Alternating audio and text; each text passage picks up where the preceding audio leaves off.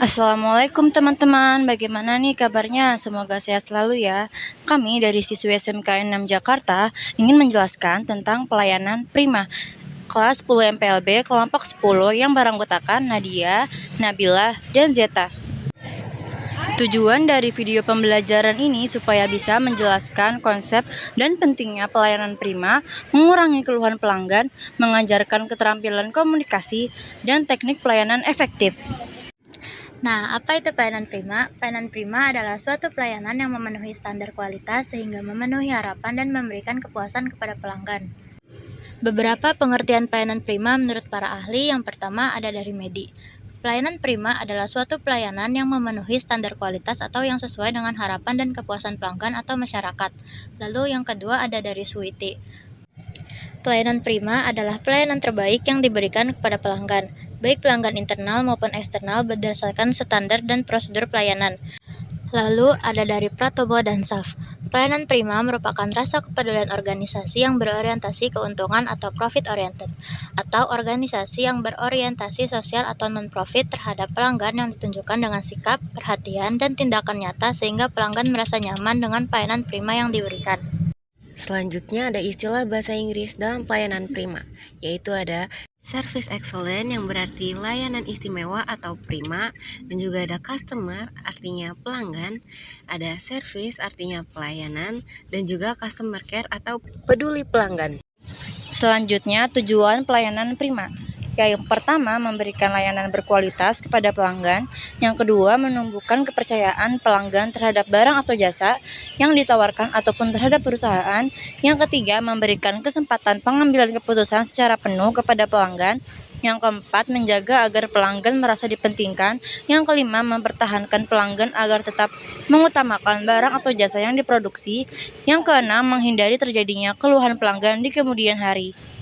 Selanjutnya ada konsep dasar pelayanan prima. Yang pertama ada pelayanan prima berdasarkan konsep sikap atau attitude, yaitu menciptakan kesan pertama melalui sikap yang baik merupakan kewajiban yang harus diperhatikan oleh perusahaan, seperti kemampuan diri, yaitu kemampuan diri harus dimiliki seseorang atau pegawai, berkaitan dengan wawasan, pengetahuan, dan keterampilan, yaitu melakukan komunikasi yang baik dengan semua pihak, memahami pengetahuan dasar tentang hubungan, mengendalikan emosi, dan memosisikan diri dalam berbagai situasi. Lalu juga ada penampilan, yaitu kesan pertama juga dapat ditimbulkan melalui penampilan, seperti penampilan yang rapi, bersih, dan wangi. Tentu akan mendapat citra yang baik di mata pelanggan. Lalu ada pelayanan prima berdasarkan konsep perhatian atau attention. Adapun ruang lingkup konsep perhatian mencakup 3 hal, yaitu listening atau mendengarkan dan memahami. Mendengarkan dan memahami kebutuhan pelanggan merupakan kegiatan mengumpulkan informasi dari pelanggan. Informasi ini digunakan sebagai dasar dalam memberi petunjuk dan menentukan tindakan selanjutnya terhadap pelanggan. Ada beberapa hal yang perlu diperhatikan ketika mendengarkan dan memahami kebutuhan pelanggan. Yang pertama ada bersikap baik dan ramah pada saat bertemu dengan pelanggan. Yang kedua, dengarkan dan simaklah baik-baik hal-hal yang disampaikan oleh pelanggan pada saat pelanggan berbicara. Yang ketiga, hindari perdebatan dengan pelanggan. Yang keempat, perhatikan baik-baik dan catat dengan cermat barang atau produk yang dibutuhkan pelanggan. Lalu ada berikan informasi yang jujur mengenai kondisi barang atau produk yang ditawarkan atau dijual, seperti harga, kualitas, dan masa kadaluarsa barang atau produk. Lalu yang terakhir, dengarkan dengan sabar dan tampung semua keluhan pelanggan mengenai barang atau produk yang dijual. Yang kedua, mengamati perilaku pelanggan atau observing. Beberapa perilaku pelanggan yang dipengaruhi oleh bentuk tubuh menurut Ernest Klesmer ada pelanggan tipe piknis.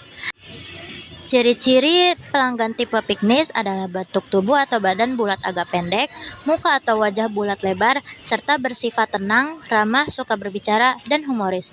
Adapun cara-cara yang dapat dilakukan untuk menghadapi pelanggan tipe piknis adalah perhatikan suasana hati pelanggan piknis, lalu yang kedua adalah layani pelanggan dengan bercakap-cakap jika pelanggan menginginkannya. Hindari perdebatan atau percakapan yang bersifat konfrontasi. Lalu ada pelanggan tipe leptosom. Ciri-ciri pelanggan tipe leptosom yaitu bentuk tubuh agak kecil dan ramping, bahu tampak kecil dan anggota badan lainnya kurus panjang, bersifat sombong serta berlagak intelek dan idealis.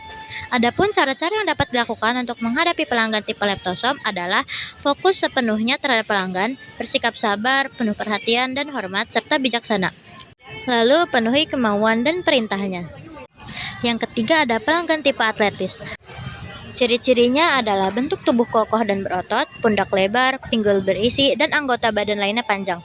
Muka atau wajah berbentuk bulat lonjong, serta bersifat tenang, kurang humoris, dan tidak cepat percaya pada orang lain. Adapun cara-cara yang dapat dilakukan untuk menghadapi pelanggan tipe atletis adalah hindari perdebatan dengan pelanggan, beri kesan bahwa pelanggan adalah orang yang baik dan cerdas, tetap tenang, dan hindari sikap terburu-buru, tetap sabar dalam melayani pelanggan. Lalu berikutnya ada tipe pelanggan yang dipengaruhi oleh jenis kelamin menurut Johnston. Yang pertama, tipe pelanggan laki-laki. Ciri-cirinya yaitu mudah terpengaruh dengan tawaran yang diberikan, kurang teliti dan terburu-buru dalam memilih barang atau jasa, sering merasa sungkan apabila tidak membeli apapun. Cara menghadapinya yaitu dengan beri saran yang sekiranya sesuai dengan yang dibutuhkan pelanggan, beri penjelasan secara padat dan jelas, lalu yang terakhir berikan kesan santai dan suasana nyaman. Yang kedua ada tipe pelanggan perempuan, ciri-cirinya seperti tidak mudah terbujuk, mengutamakan mode daripada fungsi, mementingkan status sosial, sering meminta pendapat, dan sukar menentukan barang yang akan dibeli. Cara menghadapinya dengan menawarkan banyak pilihan dan memberi perhatian penuh dan kesabaran. Yang ketiga yaitu thinking, berpikir, dan memberi perhatian penuh kepada pelanggan. Jadi, kesimpulan dari materi yang tadi adalah pelayanan prima adalah pelayanan kualitas yang memenuhi harapan pelanggan, baik internal maupun eksternal. Menurut Sweety, pelayanan ini mengikuti standar dan prosedur tertentu.